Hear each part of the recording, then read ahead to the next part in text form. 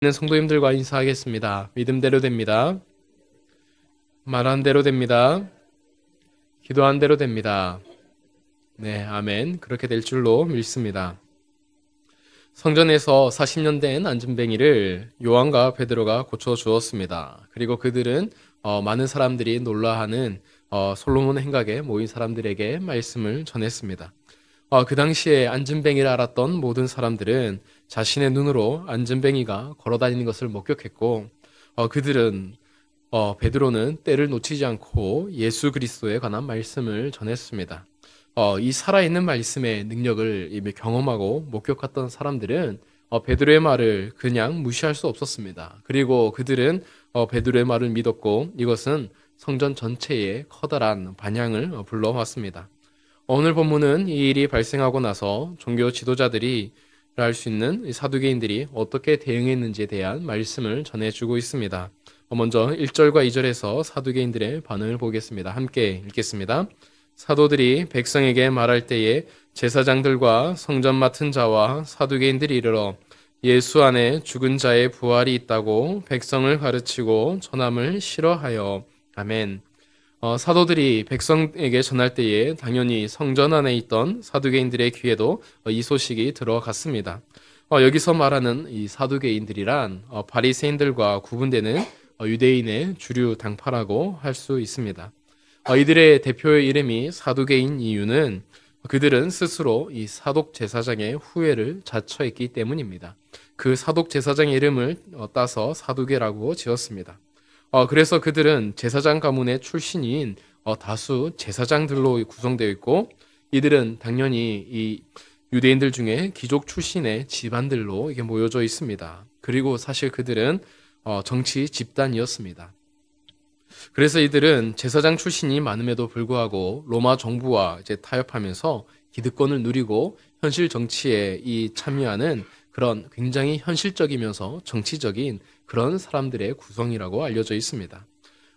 이들은 모세의 오경만을 구약 성경의 율법이라고만 인정을 합니다. 그러니까 나머지 구약 책은 인정하지 않았습니다. 그래서 모세 오경에는 부활이라는 개념이 존재하지 않으니 그들은 부활이 없다고 부활을 받아들이지 않았습니다. 일종의 그것은 그들이 가지고 있는 교리였습니다. 그런데 사도들이 나타나서 그들은 예수의 부활에 대해서 증거하기 시작했었고 수많은 사람들이 그 메시지에 관심을 보이기 시작하니까 이들은 사도들을 가만히 둘 수가 없었던 것입니다. 이대로 가다가는 자신들의 기득권과 자신들이 유지하고 있었던 이 성전으로 대표되는 이 종교 세력이 무너질 수 있는 위기감마저 느꼈을 것입니다. 그래서 그들은 사도들을 잡아두고 있습니다. 다 같이 3절에서 4절 말씀을 보겠습니다. 함께 읽겠습니다. 그들을 잡음에 날이 이미 저물었으므로 이튿날까지 가두었으나 말씀을 들은 사람 중에 이 되었더라. 그들은 사도들을 잡아두었습니다. 그런데 이미 날이 저물어 가고 있다라고 성경은 말해주고 있습니다. 베드로와 요한은 우리 시간으로 3시가 되는 기도 시간에 맞추어서 성전에 올라갔습니다. 그러니까 이미 말씀을 전하고 또한 성전에 이 수많은 사람들이 나타나서 베드로와 요한을 잡았을 때는 이미 저녁 시간이 거의 다 되었을 것입니다. 그러므로 그들은 베드로와 요한을 체포만 하고 아무것도 할 수 없었습니다. 그래서 그 다음날 이 신문이 열리기까지 이들을 붙잡아 두었습니다. 사도들이 복음으로 인해서 늘 커다란 증거들이 일어났었는데 이 복음으로 인해서 처음으로 공식적인 핍박이 다가오고 있는 구절이 바로 3절의 말씀입니다. 사실 우리는 이후에 어떤 결과들이 일어나는지를 너무나도 잘 알고 있습니다. 그런데 우리가 여기까지만 알고 있다라고 생각한다면 우리가 사도행전 1장 1절에 시작해서 처음 읽는 내용이고 그리고 오늘 본문 3절까지만 읽고 있다고 생각하면 우리는 앞으로 기독교에 대한 핍박과 앞으로 어떤 일이 벌어지게 될지에 대한 그런 걱정과 긴장을 가지면서 보게 될 것입니다. 지금까지는 복음이 계속해서 잘 진행되고 있었는데 그곳에 이제 사두개인들이 직접 나타나서 이제 그들을 핍박하기 시작하는 그런 긴장을 볼 수가 있습니다. 그런데 이런 3절의 말씀을 하고 나서 비로소 누가는 4절에서 그날 모였던 사람들이 몇 명이나 되었는지 숫자를 공개해주고 있습니다. 그날 모였던 사람들은 남자만 하더라도 5천 명이나 되었다라는 믿지 못할 만한 놀라운 소식을 말해주고 있습니다. 지난번 있었던 이 3천 명보다 훨씬 많은 사람들이 믿음을 더 가지게 되었다라는 것을 누가는 말해주고 있습니다. 자, 여기서 누가가 이 5천 명이라는 숫자를 공개한 지점이 굉장히 재미있습니다. 만약에 누가가 복음을 받은 사람들이 5천 명이었다라고 이제 그날 모인 사람이 5천 명이었다라고 먼저 말해주고 그리고 나서 이 사두개인들이 와서 제자들을 붙잡아 갔다라고 한다면 아마 복음과 핍박을 약간 구분하게 되었을 것입니다. 그런데 누가는 복음을 전하는 과정과 그 결론을 말하기 전에 사도들이 잡힌 것을 먼저 말하고 있습니다. 그리고 나서 4절이 되어서야 그날에 5천 명이나 믿게 되었다는 결론을 전해주고 있습니다. 약간 이 앞뒤가 안 맞는 이 결론과 내용인 것 같지만 복음을 전하는 것과 핍박을 지금 누가는 같이 붙여놓고 있는 것입니다. 그러면서 복음을 전하는 것에는 핍박이 포함된다라는 것을 말해주고 있습니다. 그리고 나서 지금 누가는 계속해서 사도행전에 복음을 전할 때마다 핍박이 함께 있음을 이 복음과 핍박의 이 긴장 상태를 계속해서 설명해주고 있는 것입니다. 교회는 지금 폭발적으로 성장하고 있었습니다. 그리고 동시에 교회를 향한 핍박과 환란도 지금 커지고 있었던 측면이 있습니다. 교회의 박해와 또 교회의 성장이라는 전혀 어울리지 않는 이 두 가지는 모두 복음의 두 가지 측면입니다. 그래서 누가는 이 복음의 확장과 핍박을 계속해서 설명을 하면서 이 복음이란 것이 전해질 때마다 그 핍박도 함께 커졌음을 말해주고 있습니다. 그래서 바울이 복음을 전도할 때도 그리고 다른 성도들이 복음을 전달할 때도 똑같은 환난과 고난이 있었습니다. 그리고 마지막으로 사도행전의 마지막에 보면 교회는 계속해서 커져서 로마까지 가게 되었지만 결국 그 로마까지 가는 데 있어서 바울의 모습이 감옥에 있는 걸로 사도행전이 마치고 있는 것은 누가의 단순한 기록이 아니라 이 복음과 그리고 이 핍박을 함께 전하고자 하는 누가의 의도가 있음을 볼 수가 있습니다. 사랑하는 성도 여러분, 우리도 사실 사도행전의 연장성산에 있습니다. 예수님을 믿는 것과 내 삶이 불편해지는 것은 사실 동일한 것입니다. 예수님을 더 잘 믿으면 믿을수록 내 삶이 편해지기보다는 불편해질 때가 많이 있습니다. 예수님을 더 가까이 하면 할수록 예수님께서 내 삶에 위로가 될 때보다 예수님께서 내 삶에 끼어드시고 참견하실 때가 더 많이 생긴다라는 사실입니다. 왜냐하면 예수님은 십자가에 달리신 분입니다. 예수님께서 만약에 십자가에 달리지 않았더라면 그리고 그 고난과 그 환난을 견디지 않았더라면 사실 구원은 없었을 것입니다. 이미 십자가의 복음은 십자가와 함께 출발하고 있다는 것을 기억하시고 우리가 예수님을 가까이 하면서 또 복음을 전하면서 그것에 따르는 대가를 치르기를 두려워하지 않는 우리 모두가 되기를 간절히 소망합니다. 일단 사도들은 밤이 지나고 낮이 되었습니다. 그리고 사두개인들은 사도들을 신문합니다. 그 내용을 5절에서 7절의 말씀에서 한번 보겠습니다. 함께 읽겠습니다. 이튿날 관리들과 장로들과 서기관들이 예루살렘에 모였는데 대제사장 안나스와 가야바와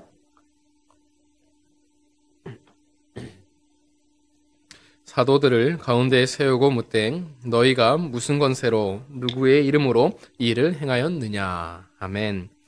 날이 지나자 관리들과 장로들과 서기관들이 예루살렘에 모였습니다.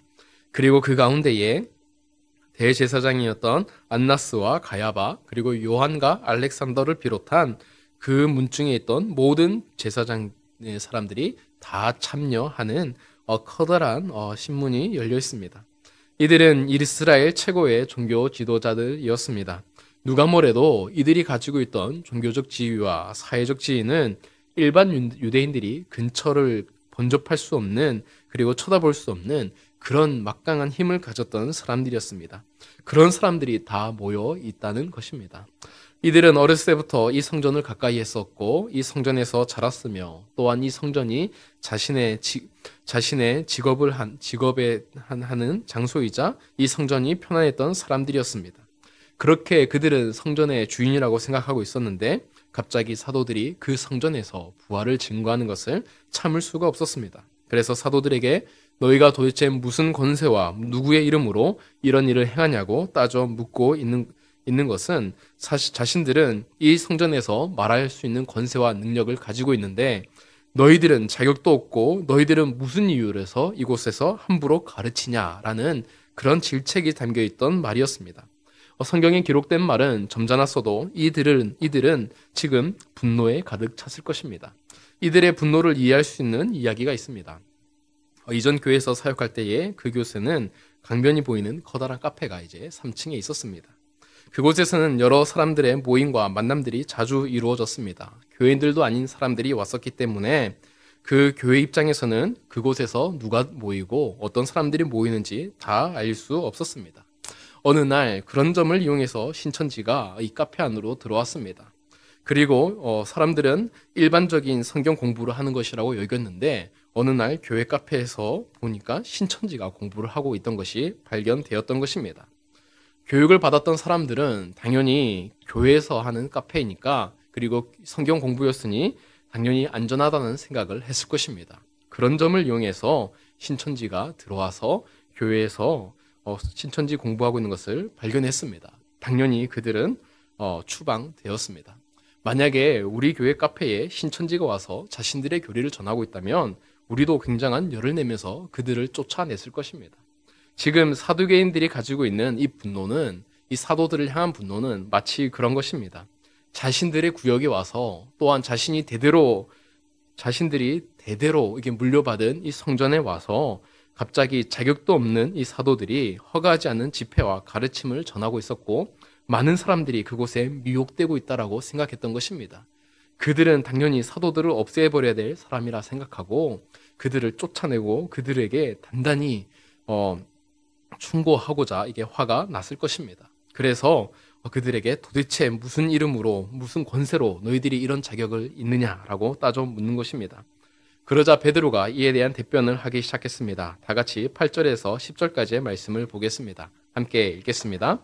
이에 베드로가 성령이 충만하여 이르되 백성의 관리들과 장로들아 만일 병자에게 행한 착한 일에 대하여 이 사람이 어떻게 구원을 받았느냐고 오늘 우리에게 질문한다면 너희와 모든 이스라엘 백성들은 알라. 너희가 십자가에 못 박고 하나님이 죽은 자 가운데에서 살리신 나사렛 예수 그리스도의 이름으로 이 사람이 건강하게 되어 너희 앞에 섰느니라. 아멘. 베드로가 답변을 하기 시작했습니다. 그때의 베드로의 상태는 성령이 충만한 상태가 되었다라고 말해주고 있습니다. 우리가 아까 읽었던 5절과 6절의 말씀을 다시 보면 그곳에는 수많은 관리들과 장로들, 서기관들과 대제사장이 있었습니다. 그리고 그의 문중에 있던 사람들이 다 참여했다라고 말을 하고 있습니다.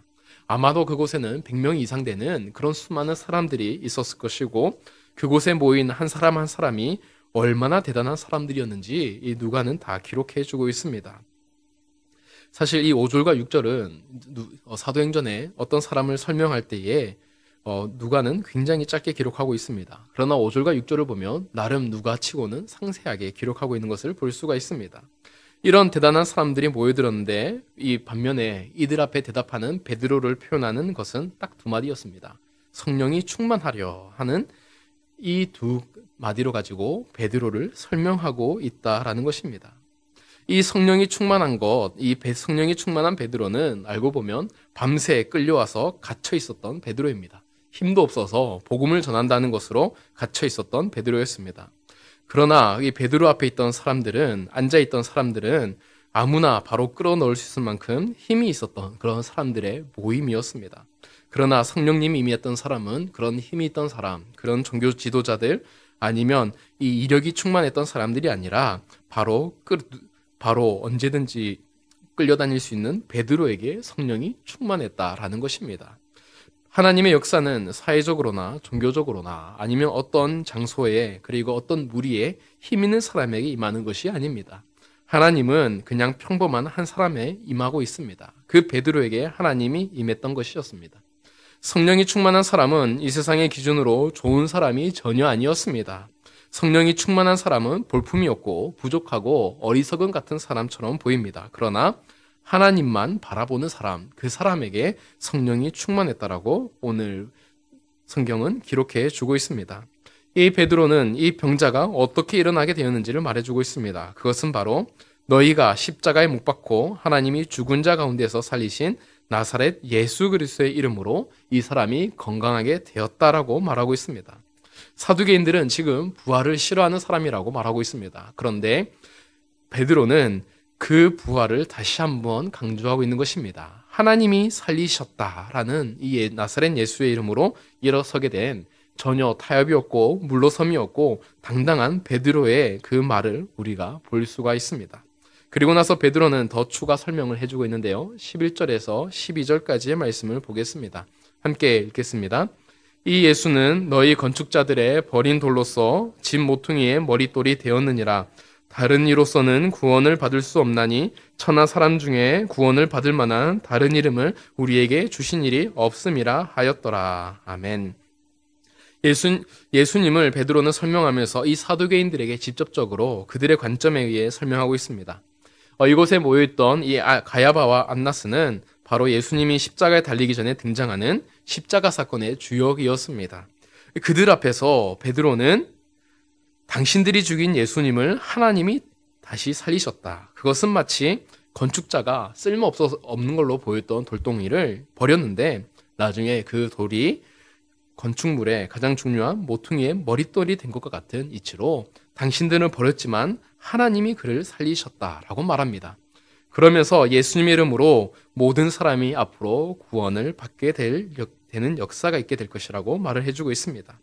마치 끌려왔던 베드로가 성령이 충만한 사람처럼 등장하는 것처럼 사두개인들이 바로 버리고 죽였던 예수님이 그렇게 사람들에 의해 버림을 받았던 예수님이 하나님이 다시 살리신 그런 하나님 나라의 주역이 되었던 것을 말해주고 있는 것입니다. 보통 이게 사람이 어디 밤에 끌려 있으면 기가 죽거나 풀이 죽거나 하는 것이 당연한 것입니다. 그리고 내일 해가 뜨면 나는 어떻게 되겠나, 내 처지는 어떻게 되겠고 사람들에게 무슨 말을 하겠나라는 고민을 하는 것이 당연한 사람의 이치입니다. 특별히 베드로를 보자면 베드로는 예수님이 그들 앞에서 조롱을 당하고 모욕당하고 결국 예수님이 죽는 것까지 목격을 했던 베드로였습니다. 어떻게 보면 하나님이 이번에 베드로를 순교를 시킨다면 그렇게 순교를 당할 수도 있는 사람이 지금 베드로였다는 것입니다. 그런데 베드로에게는 지금 성령이 충만했습니다. 그리고 그는 담대하게 복음을 전하고 있는 것을 볼 수가 있습니다. 사실 이것은 성령의 능력이 아니었다면 불가능한 일이라고도 말할 수가 있습니다. 그러면서 지금 베드로는 예수님의 부활을 다시 한번 언급하고 있는 것을 볼 수가 있습니다.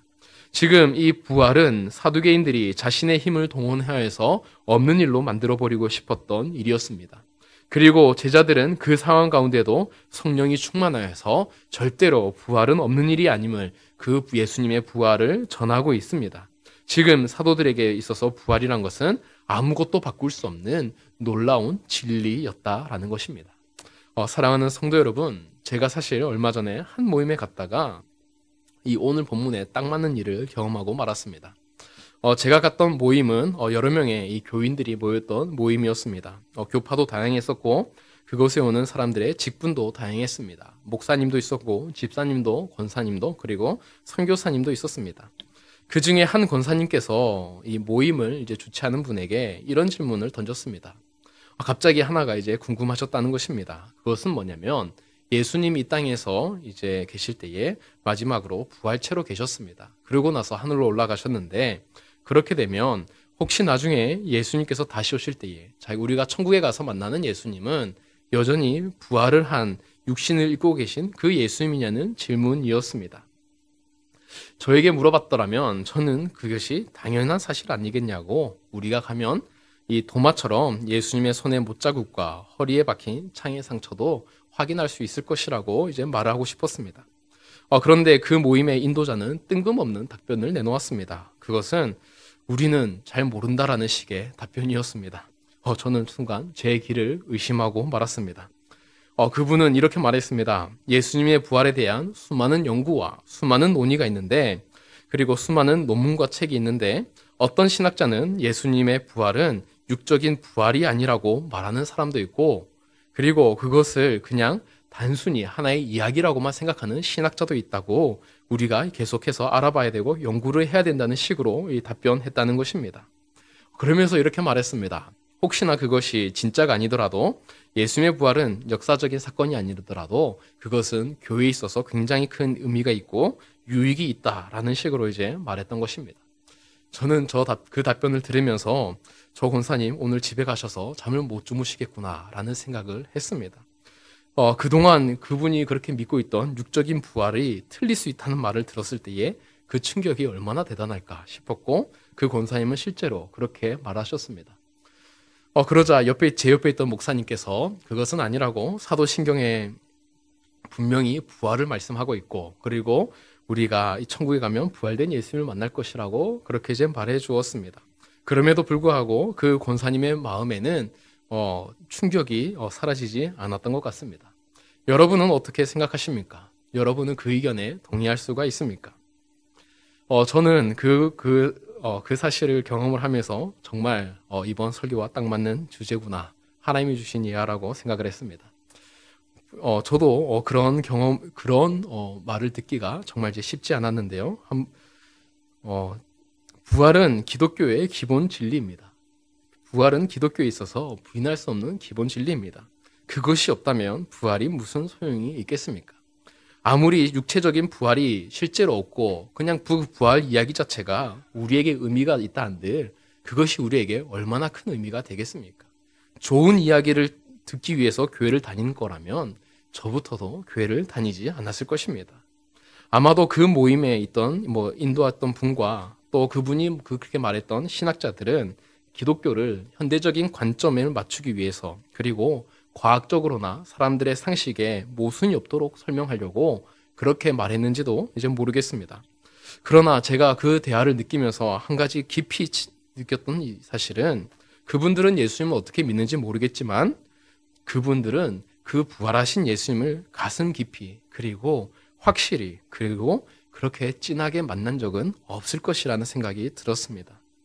부활하신 예수님을 가슴 깊이 만나면 부활하신 예수님은 내 삶에 계속 들어오려고 하십니다. 그리고 예수님을 여전히 믿지만 예수님을 믿긴 하지만 여전히 내 삶의 주인의 자리를 놓지 못해서 힘들어하는 자아의 경험이 있습니다. 예수님의 부활을 경험하지 못했던 사람들은 그런 경험을 하지 못했을 것입니다. 예수님이 나의 왕이 되시는 그리고 예수님이 내 삶의 주인의 자리에 오시는 그 삶의 고뇌와 그 어려움을 그들은 경험해 보지 못했던 것이 분명합니다. 또한 내가 어렵고 힘들 때에 내 삶을 유래해 주시고 그리고 순간순간마다 나에게 말씀하시면서 내 삶을 내 코앞 바로 그 앞에서 인도하시고 이끌어 가시는 그 예수님의 손길과 그 하나님의 살아계심을 그분들은 경험해 보지 않은 것이 분명하게만 보였습니다. 저는 예수님을 눈으로 본 적이 없지만 그분을 만난 뒤로 한 번도 부인할 수가 없었습니다. 십자가와 부활과 재림의 약속을 나와 무관한 것으로 그냥 하나의 이야기로 절대로 받아들일 수가 없었습니다. 그것을 믿는 이상 저의 삶은 그 부활이 제 삶에 다가왔었습니다. 우리는 공기를 볼 수 없지만 공기가 없다고 말하지 못합니다. 이유가 똑같습니다. 혹시나 공기가 과학적으로 증명되지 않더라도 그리고 혹시나 이 눈에 보이지 않는 것이 있다고 하는 것이 상식적이 아니라고 할지라도 저는 이 공기에 대해서 과학적으로 증명돼서 믿는 것이 아니라 이론적으로 맞아서 믿는 것이 아니라 그냥 태어나면서부터 공기가 있다는 것을 그냥 알았습니다. 그리고 코가 막히면 괴롭다는 것을 그냥 알았습니다.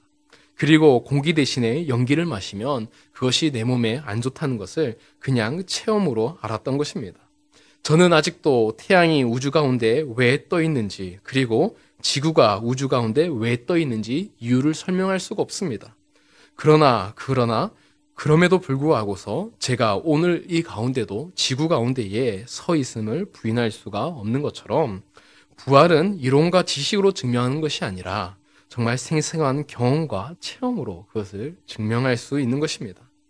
베드로가 예수님을 전하려고 했다면 사도유대인들이 부활을 싫어하니까 부활을 뺐을 수도 있을 것입니다.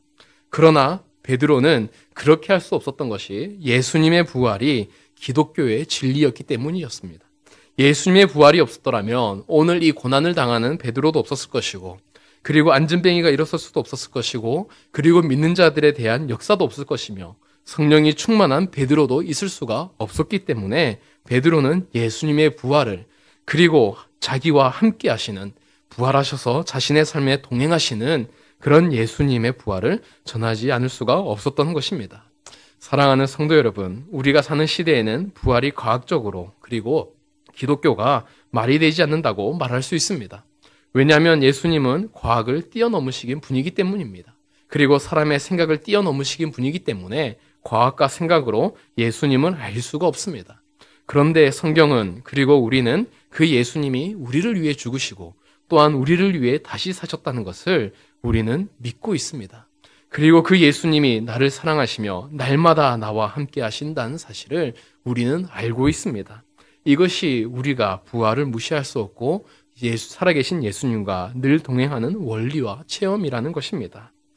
이 부활하신 예수님이 베드로 가운데 강하게 임하셨고, 그리고 베드로가 그 갇혀있는 와중에서도 성령이 충만하여 나타났던 것처럼 예수님이 부활하셨던, 그리고 예수님이 우리와 함께 한다는 사실을 아침마다, 저녁마다, 그리고 날마다 체험하시면서 그렇게 예수님의 부활의 증인이 되어 살아가시는 저와 여러분이 되기를 간절히 소망합니다.